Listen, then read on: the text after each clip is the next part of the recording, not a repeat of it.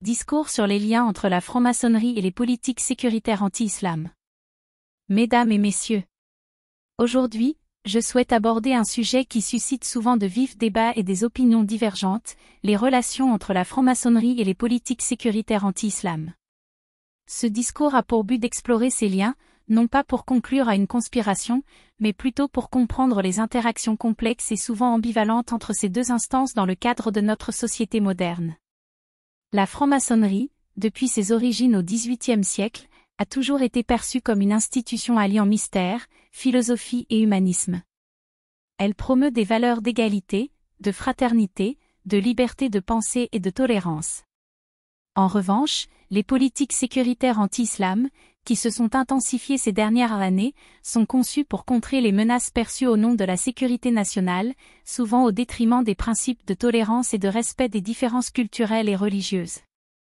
Il est important de noter que la relation entre la franc-maçonnerie et l'islam n'est pas uniforme. Dans certains contextes, la franc-maçonnerie a cherché à établir un dialogue interreligieux, prônant ainsi l'inclusion et la compréhension mutuelle. Des maçons s'efforcent d'ouvrir des voies de communication entre les différentes traditions religieuses, y compris l'islam, en affirmant que la véritable tolérance ne peut exister que lorsque les différences sont reconnues et respectées. Pourtant, dans le climat politique actuel, caractérisé par un populisme monté en puissance et une méfiance envers les minorités, la franc-maçonnerie peut être perçue à tort comme complice de l'élite qui impose des mesures sécuritaires discriminatoires. Certaines factions au sein de la franc-maçonnerie, qui sont plus attachées à des valeurs conservatrices ou nationalistes, peuvent soutenir des politiques qui vont à l'encontre des principes de fraternité et d'égalité. Les politiques sécuritaires anti-islam, souvent justifiées par des préoccupations liées au terrorisme, posent la question de la stigmatisation.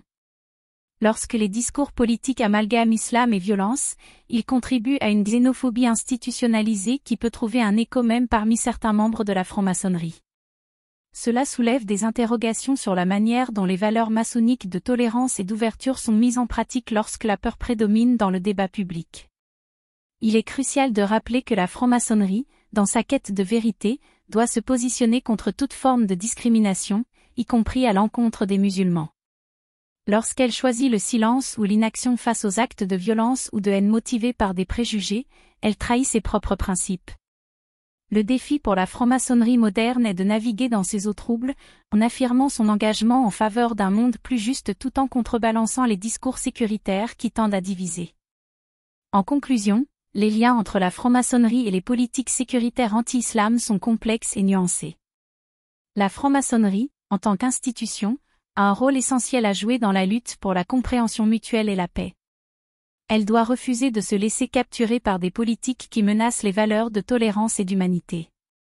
En ce sens, elle peut être un pont entre les cultures et les croyances, plutôt qu'un vecteur d'exclusion. Ainsi, mesdames et messieurs, engageons-nous ensemble à défendre ces valeurs d'ouverture et de dialogue, car dans un monde où les tensions sont souvent exacerbées, il est impératif que nous soyons les artisans d'un avenir où la diversité est célébrée et où chacun, quelle que soit sa foi ou son origine, peut vivre en harmonie. Je vous remercie.